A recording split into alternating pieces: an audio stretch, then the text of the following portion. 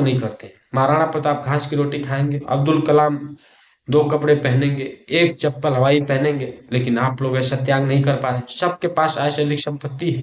99% की बात कर रहा हूँ, बहुत जिम्मेदारी के साथ। आप सभी को मेरा प्रणाम। भारत के जिन नेताओं के पास आय से अधिक संपत्ति है, वो अगर अपना सारा पैसा देश के नाम कर दें, तो ये देश अमेरिका, चीन, जापान से बहुत आगे निकल जाएगा, बहुत आगे निकल जाएगा।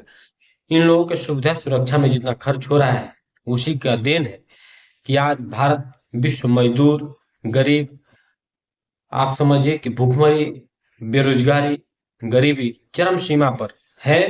तो सिर्फ और सिर्फ उसका योगदान एक ही है, और उसका श्रेय जाता है इन नेताओं को।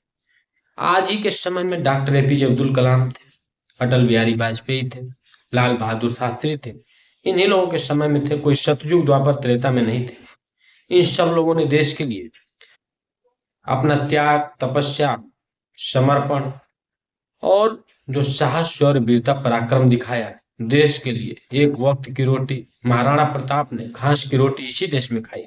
जितने भी हमारे वीर महापुरुष हुए, जितने भी क्रांतिकारी हुए, हंसते हंसते फांसी के फंदों को जिन लोगों ने चूम लिया, हंसते हंसते बलिवेदी पर चढ़ गए, उनका ध्येय बस एक ही थे।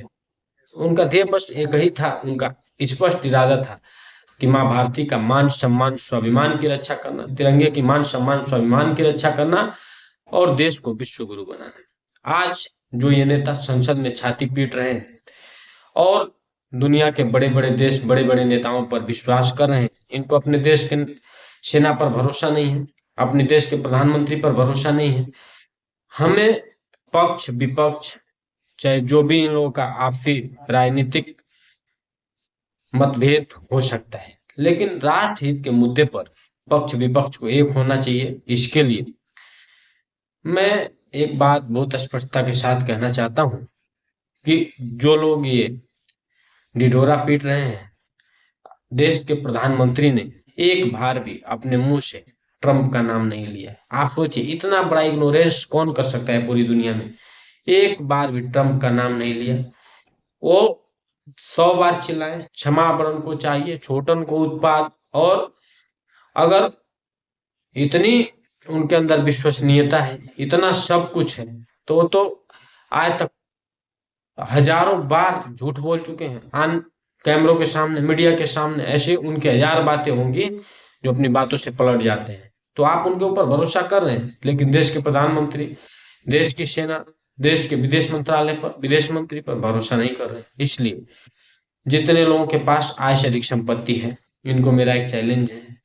अगर आप सच्चे देशभक्त हैं, आप सच्चे अब्दुल कलाम को मानते हैं, आप इन वीर क्रांतिकारियों के सपनों का अगर भारत बनाना चाहते हैं, लाल बहादुर शास्त्री के सपनों का भारत बनाना चाहते हैं, और अगर आप राम के, कृष्ण के, शिव के, गौतम, कणाद, जमनी, पाणिनि, पतंजलि, जितने भी हमारे ऋषि मुनि, वीर वीरांगना, क्रांतिकारी, स्वयं भगवान के जैसे भारत को अगर बनाना चाहते हैं, उन लोगों के सपनों का अगर भारत बनाना चाहते हैं, तो आप लोग उनकी तरह त्याग बोलो। 99% नेताओं के पास आय से अधिक संपत्ति। जब तक ये लोग अपने 10-10 पेंशन, 4-4 पेंशन, सुविधा सुरक्षा, विदेशी वस्तुओं का उपयोग करना नहीं छोड़ेंगे, तब तक ये भारत कैसे महान होगा? तब तक ट्रंप के टैरिफ पे लोग चिल्लाते रहे, इनको शर्म नहीं आ रही है कि भारत क्या कर रहा है, इससे दुनिया को कोई असर नहीं पड़ा, लेकिन दुनिया क्या कर रही है उससे भारत को असर पड़ जा रहा है। सिर्फ और सिर्फ कारण ये है कि आप लोगों ने देश को लूटा है, देश को खोखला बनाया है, आपने देश के बच्चों को बेरोजगार बनाया है, आपने युवाओं को रैलियों में बुलाया, आपने युवाओं को मंडल अध्यक्ष, बूथ अध्यक्ष बनाया, अपने पार्टी का कार्यकर्ता बनाया, और अपने घर के लोगों को सांसद, विधायक, मंत्री, बड़े बड़े कारपोरेट हाउस का चेयरमैन बना दिया। आपने अपने घर के लोगों को, अपने नात रिश्तेदारों को, अपने हित मित्र दोस्तों को सारे कॉन्ट्रैक्ट दे दिए। आपने घोटाले किए, आपने दलाली किया, भ्रष्टाचार किया, देश को लूटा। आप कैसे देशभक्त हैं?